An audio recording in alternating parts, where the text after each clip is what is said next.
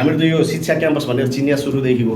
यहाँका धेरै उत्पादनहरू अहिले जिल्लाभरि मात्र होइन, जिल्ला बाहिर पनि शिक्षकको रूपमा काम गरिरहेछन् हाम्रो भाइ बहिनीहरू।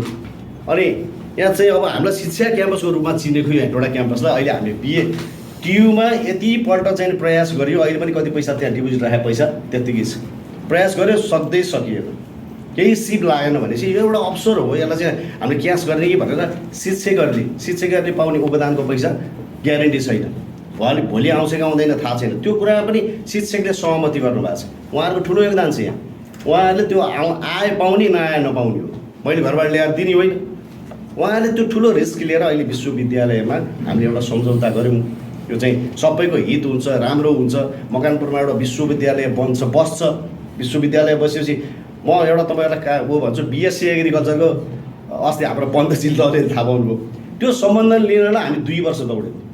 त्यो हेटौँडा जनप्रिय क्याम्पसमा बिएससी एग्रिकल्चर सञ्चालन गर्नुपर्ने, त्यो चाहिँ किन गर्नुपर्ने थियो भने जनप्रिय क्याम्पस र हेटौँडा क्याम्पस मर्ज भएको, अनि जनप्रियको अनि त्यहाँको चाहिँ समाजको चाहिँ एउटा के कुरा थियो भने यसरी हेटौँडा क्याम्पस हामीले मर्ज गरिसकेपछि एउटा केही न केही फ्याकल्टी अब तपाईँहरू चलाइदिनुपर्छ भन्नुभएको थियो। त्यसै स्वरूप उहाँहरूसँग सल्लाह गरेर त्यही फिडर जनप्रियमा त कृषिको फिडर, अनि भनेपछि हामीले सल्लाह गरेर फिडर अनुसारको चाहिँ कृषि चलाउने भनेर हामी 2 वर्ष दौडेर रुनुकै हाँस्नुसँग अझ नगरपालिकाको सपोर्ट हुँदा तपाईँको त्यसरी हामीले सम्बन्धन ल्याउन पाएको छैन। विद्यार्थीको सङ्ख्या भरेर आयो, अझ पछि अब सबैले भन्नुभयो अब त्यहाँ त फेरि हामीले भनेर नहुने पूर्वाञ्चलले 48भन्दा बढी गर्न नदिने, पछि कतिले हाम्रो पाएन भनेपछि उहाँहरू होल्डमा हुनुहुन्छ। अब आगामी वर्षमा उहाँहरूले फेरि बच्चाहरूलाई यहीँ अध्यापन गराउनुहुन्छ, किनभने घरको भात खाएर या त्यो एजुकेसन के अरे एजी पढ्नलाई कहाँ जानु पर्थ्यो, कति दुःख गर्नु पर्थ्यो, कति पैसा खर्च गर्नु पर्थ्यो। जम्मा 3 लाख रुपियाँमा घरको भात खाएर यहीँकोले पढ्न पाउने अवसर भने त्यो एकदमै राम्रो अवसर हो मकवानपुरवासीलाई चाहिँ। त्यो एउटा चाहिँ हामीले त्यो नमुनाको रूपमा हामीले त्यो पनि तपाईँहरूले बेला बेलामा हेरिदिनुपर्छ। त्यो एउटा नमुनाको रूपमा हामीले अहिले त्यसलाई स्थापना गरेर चलाइरहेको छौँ, राम्रैसँग चलिरहेछ। त्यसै गरी अब यो अर्को चुनौती चाहिँ हामीले हेटौँडा क्याम्पसलाई विश्वविद्यालयमा बागमती विश्वविद्यालयमा समायोजन गऱ्यौँ। अब विश्वविद्यालयमा अवसर मैले चाहिँ के ठाने भने यहाँ यत्रो अहिले सरहरूले भने जस्तो यहाँ हामी +2 पनि एचएम चलाएको छौँ, +2 एचएम चलाएको छौँ।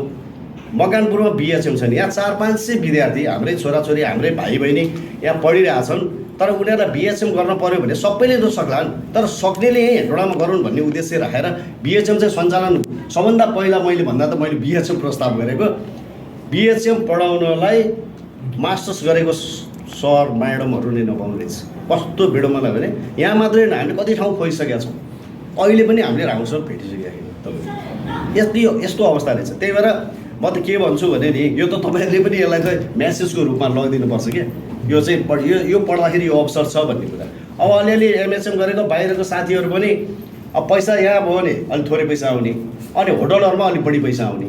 मान्छेले लगानी गरेपछि पढिसकेपछि किन थोरै पैसामा काम गर्ने पनि भन्ने होला कतिलाई, तर कतिलाई त अवसर पाउँदैन, म सरकारी हुन्छु, यहाँ सरकारी सर्भिस हुन्छ मेरो भन्ने पनि छ होला कतिलाई। त्यही भएर यो तपाईँहरूसँग बस्ने उद्देश्य चाहिँ यो एउटा हाम्रो प्रचार पनि हो। यसले जसरी सञ्चारकर्मीहरूले यसलाई चाहिँ भनिदिनुहुन्छ, मान्छेलाई आत्मविश्वास बढ्ने कुरा पनि हुन्छ। म त के भन्छु भने तपाईँहरूले सकारात्मक सोच राखेर पोजिटिभ सोच राखेर तपाईँहरूले लागिदिनु भयो भने यहाँ विद्यार्थीको पनि खाँच आउँदैन, यो मजाले चल्छ पनि। भोलि यो चाहिँ अहिले यो प्रदेश सरकारको अन्डरमा भएको विश्वविद्यालय स्वतन्त्र बनाउनुपर्छ हामी सबै मिलेर, सधैँ सरकारसँग निहित हुने होइन, टियु जस्तो स्वतन्त्र बनाउनको लागि पनि यो विश्वविद्यालय हामीले त्यो पनि पहल गर्नुपर्नेछ पछि गएर। अहिले त हामी सुरुवातमा छौँ। त्यही भएर अहिले हामीले घरको अगाडि तपाईँको चाहिँ अहिले भर्खर बिबिए अब मानौँ न, अब त्यो कम्पेरिजन त गरेको होइन, जस्तै मकवानपुर क्याम्पसमै पढ्दा 4 लाखभन्दा बढी पर्ला जस्तो लाग्छ। यहाँ हामीले थोरै पैसामा सरकारको लगानी भएर थोरै पैसामा पढ्नु पाएको छ हाम्रो भाइ बहिनीले। अब एजुकेसनमा विभिन्न चाहिँ प्राविधिक विषयहरूलाई पनि जोडेर नयाँ ढङ्गले यो चाहिँ अमेरिकन मोडल भन्छ, केयुसँग अलिक बढी चाहिँ यसको चाहिँ मोडल मिल्छ, अमेरिकन मोडलको चाहिँ यो चाहिँ करिकुलमहरू छ। त्यही भएर यो यहाँ चाहिँ नयाँ विषयहरू आछ, त्यहाँ चाहिँ भोलि चाहिँ तपाईँहरूको यो ब्युटिसियनहरूको कुराहरू सबै कुराहरू यसमा चाहिँ जोडेर लान सक्ने कुराहरू प्राविधिक कुराहरू पनि हामीसँग चाहिँ अहिले एजुकेसनमा हामीले हालेका छौँ। त्यसै गरी एलएलबी चाहिँ सुरुमा एलएलबी यहाँ हुँदैन, युनिभर्सिटीको अध्यक्षज्यू उपाध्यक्षज्यूले पनि तपाईँहरूको यहाँ हुँदैन होला भन्नुभयो। अनि हामीले के भन्यौँ भने सामान्य हिसाबले हामीले भन्यौँ, हाम्रो सरहरू या बालकिन सरहरू हुनुहुन्छ, हामी सामान्य हिसाबले लाग्दाखेरि पनि हामीले प्रचार गऱ्यौँ, साथीहरूलाई भन्यौँ भन्दा धेरै जस्तो यहाँको चाहिँ सरकारी निजामती कर्मचारी ब्याङ्कर्सहरू बढी चाहिँ उहाँहरू नै अब उहाँहरूको ब्याचलर गरिसकेको सर्भिस पनि भएको उहाँहरूलाई चाहिँ त्यो लमा पनि केही कुराहरू जान्नुपर्ने आफ्नो काम गरेर ठाउँमा पनि लका विषयहरू बुझ्नुपर्ने भएको कारणले अधिकांश साथीहरूले चाहिँ इन्ट्रेस्ट गर्नुभयो। अब पछि फर्म भर्ने बेलामा त पहिला त कम आउनुभयो, पछिमा सबैजना धेरैजना आउनुभयो। अब 50 भनेर हामीले कोटा फिक्स गरेका थियौँ, हुँदै नभएर रिक्वेस्ट गरेर 55 पुऱ्याएको, पछि फेरि धेरैजनाले के भन्नुहुन्छ हामी पनि पढ्नुपर्ने भन्नुभएको थियो। अब अहिले फेरि अब आउने वर्षमा एलएलबीको फेरि पनि हरिन्छ। अनि जस्तै बिएलएलबीको यहाँ सिद्धार्थमा छ, यहाँ पनि कसरी चल्छ भन्ने जिज्ञासा छ। त्यो स्वाभाविक रूपले तपाईँले भनेको कुरालाई मान्छौँ हामी पनि। त हामीलाई के पनि लाग्यो भने बिएलएलबी सिद्धार्थमा छ, अब यो युनिभर्सिटी हो। त्यति बेला सिद्धार्थमा ल्याउने बेला पनि हामीले सँगै पहिला त मैले हेटौँडा क्याम्पसले दुइटै ल पनि एग्रिकल्चर नै ल्याउने भनेर लागेको। हाम्रो मेयर मिना लामाले चाहिँ एउटा सिद्धार्थलाई दिउँ एउटा त्यहाँ गयौँ भने उहाँले भनेको कारणले त्यसरी हामी छोड्, नत्र भने बिएलएलबी हामी पहिल्यै ल्याइसकेका हुन्थ्यौँ यहाँ। अब अहिले चाहिँ युनिभर्सिटीको हाम्रो इन्ट्रेस्ट भन्दा नि युनिभर्सिटीको पनि इन्ट्रेस्ट छ। यहाँ विद्यार्थी अब यहाँ चाहिँ युनिभर्सिटीमा पढाउने र अलिकति स्कुलमा भनेपछि अलिकति मान्छेले लेभल पनि हेर्छ जस्तो लाग्छ मलाई। त्यसले अलिकति बुझ्ने पढ्ने कानुन पढ्ने भने त मैले त जान्दिनँ भनेपछि कानुन पढ्ने भने त अलिकति जान्ने बुझ्ने मान्छेले नै पढ्ला जस्तो लाग्छ।